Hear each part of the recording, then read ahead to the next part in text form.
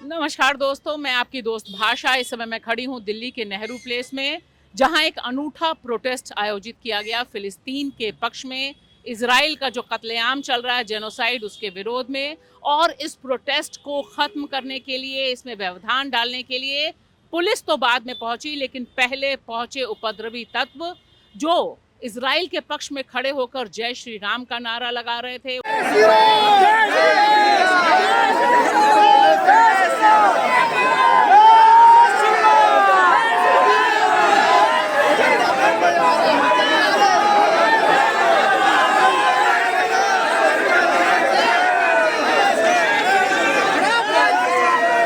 उन्होंने फिलिस्तीन के झंडे फाड़े और इस प्रोटेस्ट में अर्थशास्त्री जॉन द्रेस, विश्वविख्यात अर्थशास्त्री जॉन द्रेस, हर्ष मंदर, नंदिता नारायण सहित बाकी सारा सेक्शन था, जो दरअसल मानवता के पक्ष में गुहार लगा रहा है और यह चाहता है कि भारत इस कत्लेआम, जिसमें बड़े पैमाने पर बच्चे मारे जा रहे हैं, उसके खिलाफ अपनी चुप्पी तोड़े। लेकिन कितने शर्म की बात है कि इस प्रोटेस्ट का विरोध जिस तरह से एक उपद्रवी भीड़ सरेआम करती है और यह उन प्रोटेस्ट करने वालों पर हमला बोल देती है, मिट्टी फेंकती है, नारे लगाती है, उन्हें धक्का देती है, और पुलिस शांतिपूर्वक यह सब अपनी आंखों के आगे होने देती है। यह बड़ा खतरा है हमारे और आपके लिए, क्योंकि राइट टू प्रोटेस्ट हमारा कॉन्स्टिट्यूशनल अधिकार है। विरोध करने का हमें, आपको, सबको अधिकार है। सो किस मामले में प्रोटेस्ट था और क्या रिस्पॉन्स है? Can I speak in English? या My question will be in Hindi. We came to oppose the genocide in Gaza, to demand an immediate ceasefire, and also to expose the complicity of the Indian government, which is always supporting Israel, and to defend our right to protest peacefully. This is very important.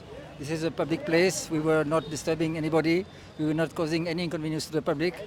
And in these circumstances, I think we all have a right to come on the streets, whether the government gives us permission or not. Nanda, क्या बताइए कि ये protest क्या फिलिस्तीन के लेके कुछ response पैदा हुआ यहाँ पर? नहीं, कुछ तो रिस्पांस पैदा हुआ है। कुछ लोग जो बात करने के लिए तैयार थे वो हमारी बात समझ रहे थे कि ये इंसानियत का मामला है, धर्म का मामला नहीं है। और इंसानियत में वो लोग हमारे खिलाफ जय श्री राम का नारा लगा रहे थे। तो जो भी बाद में सुनने के लिए तैयार था, मैंने कहा श्री राम ने तो कभी नहीं कहा था कि कत्लेआम किया जाए या लोगों इंसानियत के खिलाफ छोटे छोटे बच्चों को मारा जाए। ये तो कंस करता था, छोटे छोटे बच्चों को मारता था अपने दुश्मन तक पहुँचने के लिए। तो आप मान लीजिए कि आप कंस के अनुयायी हैं, है ना, और राम के नहीं हैं, है ना। ना कृष्ण ने कहा ना राम ने कहा, तो आप धार्मिक बात नहीं कर रहे हैं। ये इंसानियत की बात है और हमने हमेशा इंसानियत के मामले में हिंदुस्तान ने स्टैंड लिया है, ह्यूमन राइट्स, कॉलोनियल ऑक्यूपेशन के मामले में। और अब हम नहीं चाहते हैं कि हमारा जो एक इतिहास रहा है उसके साथ धोखा करके हम दुमलग्गू बन जाए इंपीरियलिस्ट फोर्सेस के, जो ऑक्यूपेशन कर रहे हैं, ब्रूटली ऑक्यूपेशन कर रहे हैं, लूट रहे हैं देशों को और बर्बाद कर रहे हैं, उनको एथनिकली क्लेंस कर रहे हैं। लेकिन एबीवीपी को इस प्रोटेस्ट से क्या दिक्कत है? उसका तो कोई स्टेक नहीं है इसमें। हाँ, इसमें कोई एबीवीपी का या हिंदुत्व का या तो कोई बात ही नहीं हो रही थी। लेकिन आप समझ सकते हैं कि किस तरह से हमारी सरकार, जो रूलिंग पार्टी है, उन्होंने इजराइल को अपना इस तरह से माई बाप बना लिया है और उनकी मदद भी लेते हैं पेगासस में, कई चीज़ों में। तो वो जो इनका एक कॉमन ग्राउंड अपना बनाया है ऐसे लोगों के साथ, उससे हमारा मॉरल स्टैचर पूरी दुनिया में ख़त्म हो गया है। और इसलिए हम बिल्कुल आइसोलेट हो गए हैं दुनिया में। हम सिर्फ एक दुमलग्गू बन गए इंपीरियलिस्ट फोर्सेस के, जो बड़े बड़े वेस्टर्न कंट्रीज़ हैं, और उनके जो जनता है उनसे हम बिल्कुल अलग थलग हो गए। और अपने देश में हम अलाउ नहीं कर रहे हैं प्रोटेस्ट। हम जहाँ भी जाते हैं ये कहते हैं परमिशन क्यों नहीं लिया। परमिशन मिलती कहाँ है आपको? आपको परमिशन अगर आप बता भी देंगे कि आप आ रहे हैं, तो आपको दूर से ही पुलिस वैन में डिटेन करके दूर जाके कहीं फेंक दिया जाता है और मारा पीटा जाता है। ये हमारा एक्सपीरियंस है इसमें। तो हमारी डेमोक्रेसी, और जो लोग इमरजेंसी की बात कर रहे हैं वो नहीं देख रहे हैं कि आज के दिन में क्या कर रहे हैं ये लोग। Is this not an unwritten emergency? ये तो फैशिज्म है। इमरजेंसी से कई हाथ आगे। आपका नाम क्या है और आज आप प्रोटेस्ट में जो शामिल थी वो किसका, उसका मकसद क्या था? मेरा नाम अंजलि है। हम में से कुछ लोगों ने मिलके यहाँ पे ये प्रोटेस्ट ऑर्गेनाइज़ करा था। इसका मकसद तो एक ही था। हम 2 साल से देख रहे हैं कैसे इजराइल जो है इनोसेंट सिविलियंस को फ़िलिस्तीन में मारे जा रहा है, और उसके बावजूद हमें ये देखने को मिल रहा है कि हम एक ऐसे देश में रह रहे हैं जो एक वक्त पे फ़िलिस्तीन का साथ देता था, और आज जितने उनको वेपन सप्लाई किए जा रहे हैं, भारी मात्रा में हथियार यहाँ से भेजे जा रहे हैं, यहाँ से मजदूर भेजे जा रहे हैं। मतलब पहले तो आप इधर एम्प्लॉयमेंट जनरेट नहीं कर पा रहे हैं, उसके बाद आप अपॉर्चुनिटी बोल के यहाँ के लोगों को वहाँ भेज रहे हैं, और उसके बाद में वो मजदूर जो वहाँ पे फेस कर रहे हैं उसके बारे में तो आप लोग और है ना, बिल्कुल। लेकिन इधर आने का एक मकसद ये था कि हम जंतर मंतर में 2-2 घंटे का परमिशन लेके हम थक गए हैं। ये डिसेंट करने का कोई तरीका नहीं है। आप गिनी चुनी यूनिवर्सिटीज़ में आके एकत्रित हो सकते हैं या फिर यहाँ आ सकते हैं। यहाँ पे आने से हमें ये भी पता लग गया है, मतलब आज तो एकदम साफ हो गया है कि अगर आप जनता के बीच जाते हैं, जनता का क्या सेंटिमेंट है, पिछले कुछ सालों में किस तरह से नफ़रत और मतलब बिल्कुल ऐसी भावना आ गई है, सिंपैथी, एम्पैथी, ये सारे कॉन्सेप्ट से जनता बहुत दूर चली गई है। इतने सरल मैसेज लिखे थे कि बच्चों को मारा जा रहा है, innocent kids are being killed, उनके लिए हम हथियार भेज रहे हैं, उनके लिए आप डिमांड कीजिए कि भारत सरकार ना भेजे।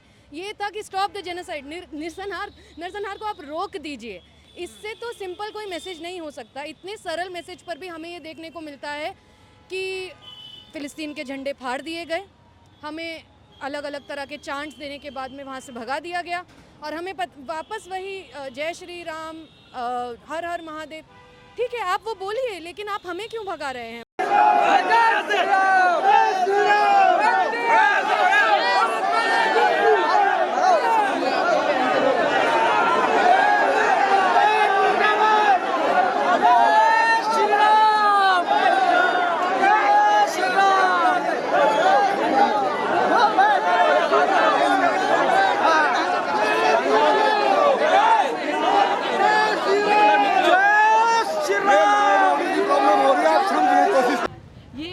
फिलिस्तीन को लेकर जब भी प्रोटेस्ट होता है दिल्ली में तो इसी तरह का सीन होता है।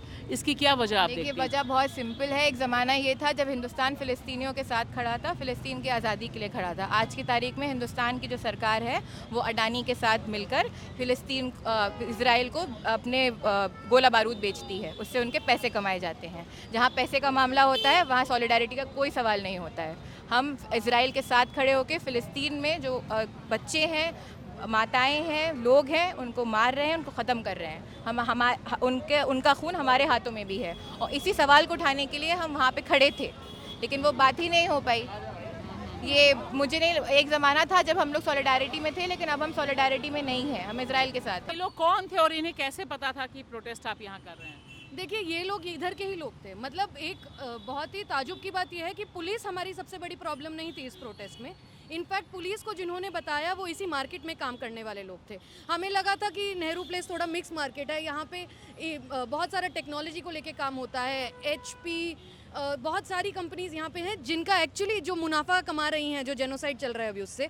तो हमने सोचा कि हम इधर आते हैं, हो सकता है जनता बात करे। हमने साइलेंट प्रोटेस्ट रखा और साइलेंट डेमोन्स्ट्रेशन रखा, जिसके लिए हमें परमिशन की भी ज़रूरत नहीं थी। संवैधानिक तौर पे हमें बिल्कुल परमिशन की ज़रूरत नहीं थी।